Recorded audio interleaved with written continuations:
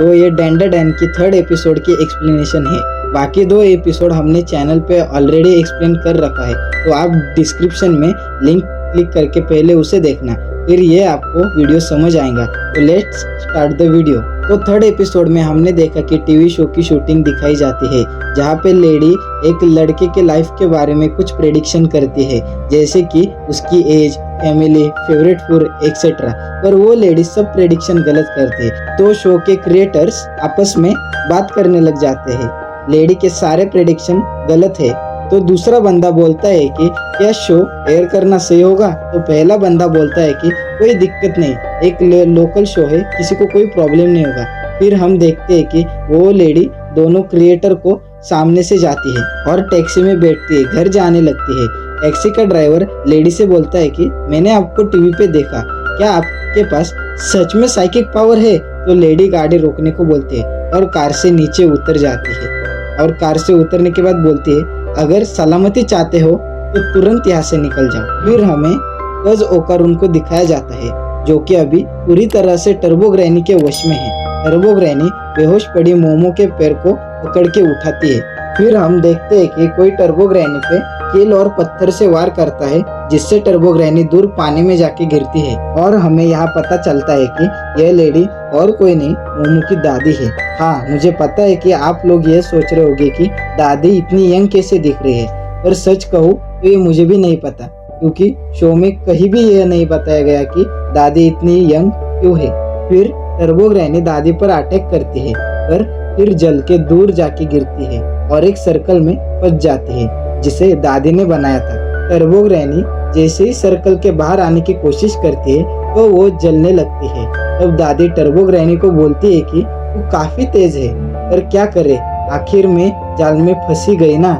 फिर हम देखते हैं कि दादी अपने हाथ के बेसबॉल बैट से बड़ा पेंसिल का टोक निकालती है और जमीन पे एक लाइन बनाती है, और टर्बो ग्रैनी को बोलती है कि 1 इंच भी इस लाइन से बाहर आई तो मारी जाएगी, क्योंकि दादी ने तालिस्मान कील सर्कल के अंदर बाहर लगाया होता है ताकि ये दादी की हिफाजत कर सके। फिर दादी टर्बो ग्रैनी के पास आके आंखें मिलाने लगती है। तब टर्बो ग्रैनी बोलती है कि मुझे कैद करने की सोच भी मत। तब दादी बोलती है कि मुझे तुझे कैद करने की कोई दिलचस्पी नहीं है, क्योंकि मुझे तुझे जान से मारना है। और दादी अपने बैट टर्बो ग्रैनी को मारने लगती है। टर्बो ग्रैनी बोलती है कि अगर मुझे कुछ हुआ तो ये लड़का भी नहीं बचेगा, यानी ओकारून की बात कर रही होती है। तब दादी बोलती है मेरे लाडले को कोई परेशान करने वाले को मैं जिंदा नहीं छोड़ूंगी। फिर सीन कट हो जाता है और हमें मोमो को दिखाया जाता है, जो कि अचानक नींद से उठी है। फिर मोमो तेजी से सीढ़ी से नीचे जाती है ओकारून के लिए। तब मोमो अपने दादी को देखती है, जो कि टीवी देख रही होती है। तो मोमो ओकारून के बारे में अपने दादी से पूछती है, तो दादी बोलती है कि उस बुरी आत्मा को मैंने मार डाला। और दादी ये भी पूछती है कि तुम भूतिया जगह पे गई थी क्या? तो मोमो अपने और ओकारून का वहां जाने की बात बता देती है। फिर मोमो ओकारून के बारे में पूछती है, तो दादी बोलती है तुम्हें तो भूतों पे विश्वास नहीं था ना, मैं तो झूठी हूँ ना। तब मोमो बोलती है कि दादी को पुरानी बातों को दिल पे कब तक लेके बैठेगी आप।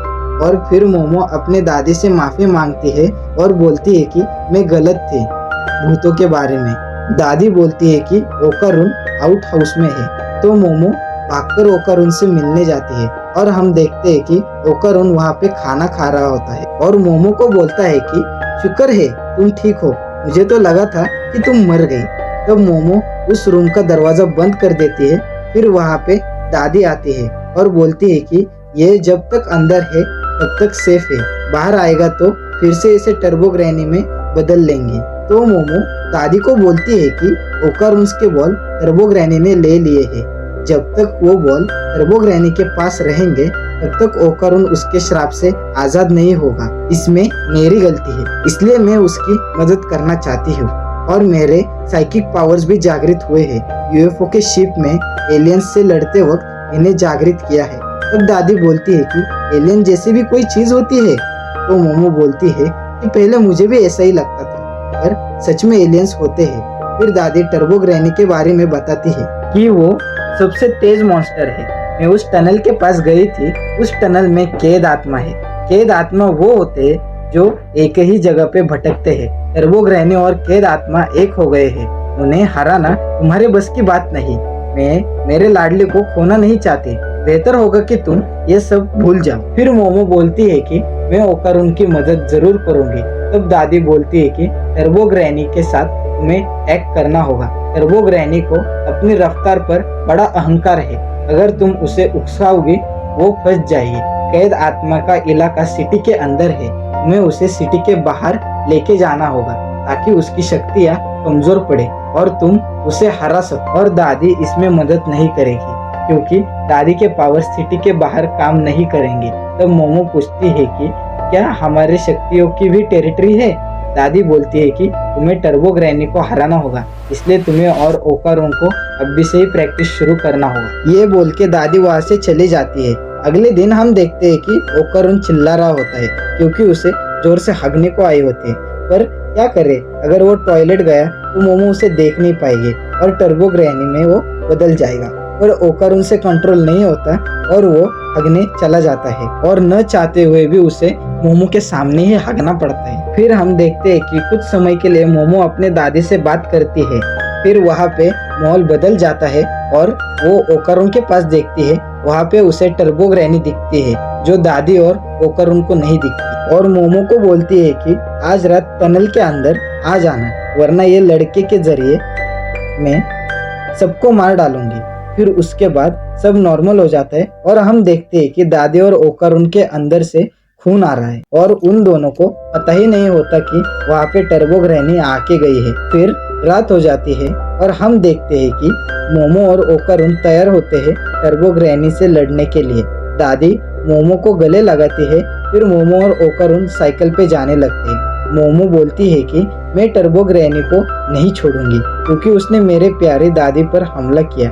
इसी के साथ यह एपिसोड यहीं पे खत्म हो जाता है। नेक्स्ट एपिसोड के लिए चैनल को सब्सक्राइब करें। तो टाटा बाय, मिलते हैं अगली वीडियो में।